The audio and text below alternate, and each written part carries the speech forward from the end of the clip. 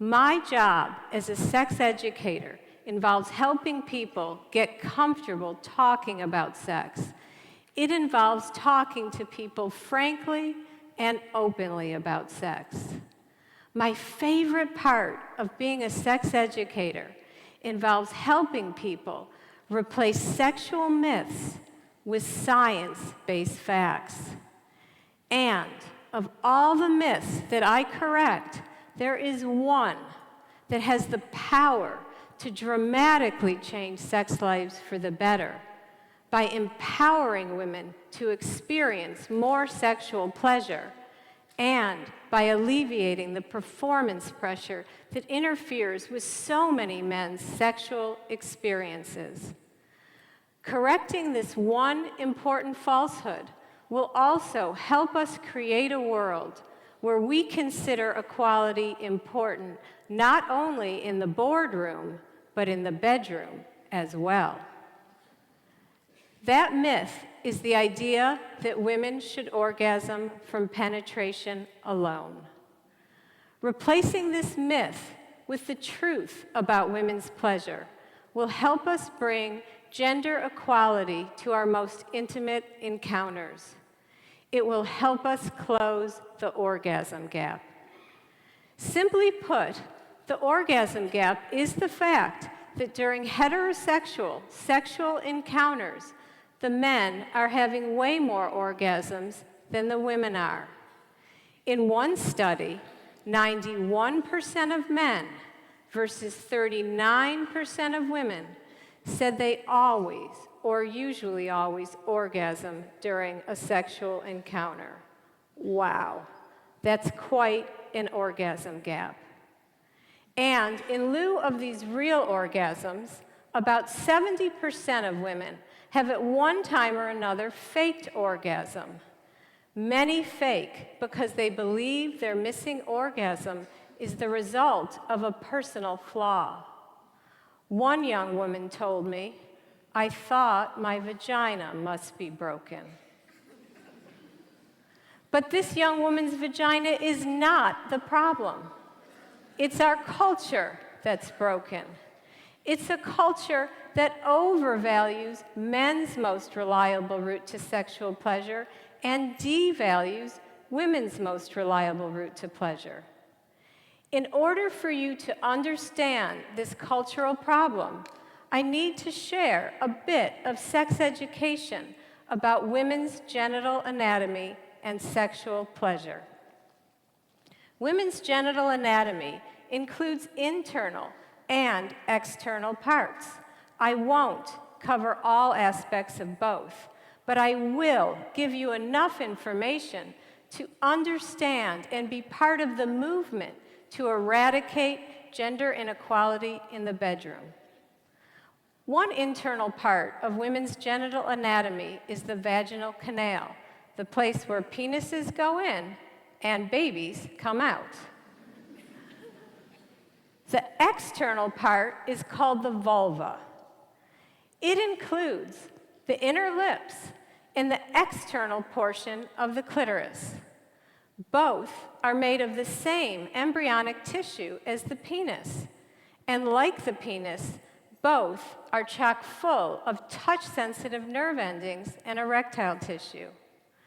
The clitoris is the only organ in the human body, male or female, whose sole purpose is pleasure. The vast majority of women need external clitoral stimulation to reach orgasm. The orgasm gap is not the result of women's orgasms being difficult or elusive. It's the result of women not getting the clitoral stimulation they need during sexual encounters with men. In one survey, almost 80% of women said their difficulty reaching orgasm during a sexual encounter was not enough or not the right kind of clitoral stimulation. The stimulation men get when they pleasure themselves and intercourse are quite similar, whereas the way women pleasure themselves doesn't resemble intercourse at all.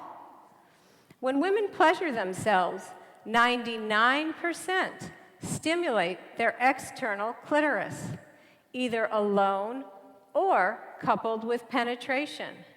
And when they do, almost all reach orgasm easily and within minutes. In fact, the amount of time it takes women and men to orgasm when pleasuring themselves is an almost identical 4 minutes.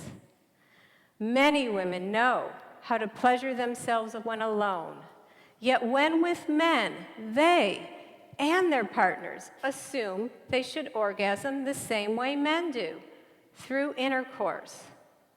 Very few women orgasm from intercourse alone. In anonymous surveys conducted across many years and with thousands and thousands of my students, only 4% say their most reliable route to orgasm is penetration alone. 4%. Let that sink in.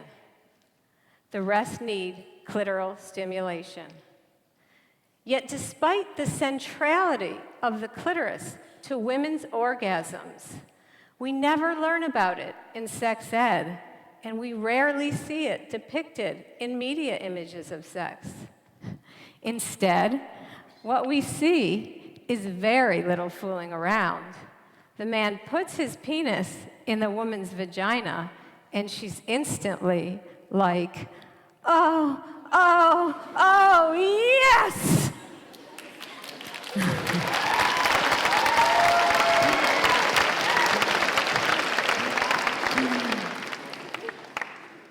It's no wonder that the number one question women ask me is, how do I have an orgasm during intercourse?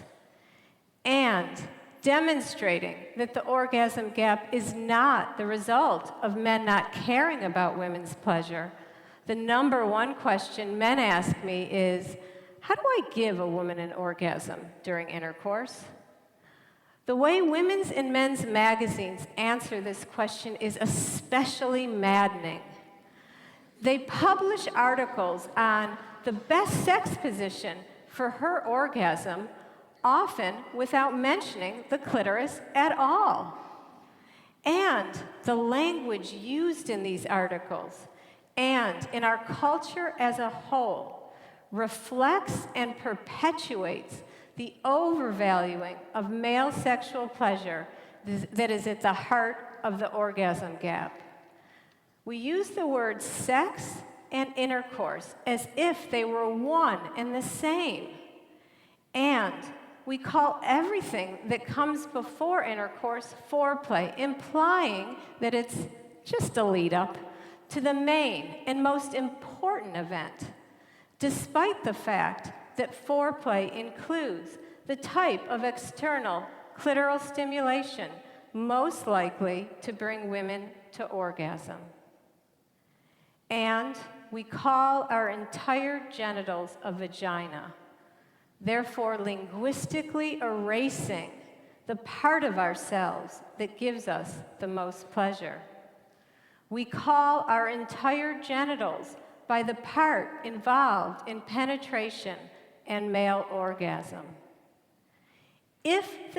And we overvalued women's sexual pleasure, we would call foreplay sex and intercourse postplay.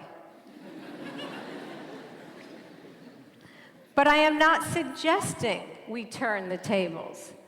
I am suggesting that we equally value both women's and men's most surefire route to orgasm. Borrowing the words of Dr. Peter Slavin, there cannot be true quality without equality.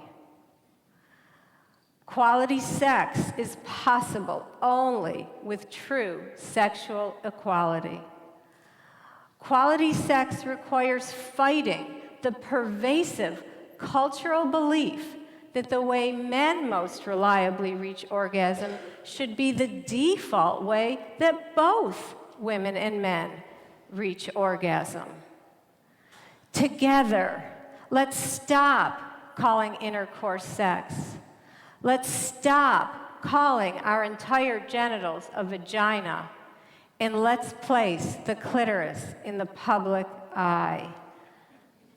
I challenge you to start noticing and calling out unrealistic images of women's pleasure.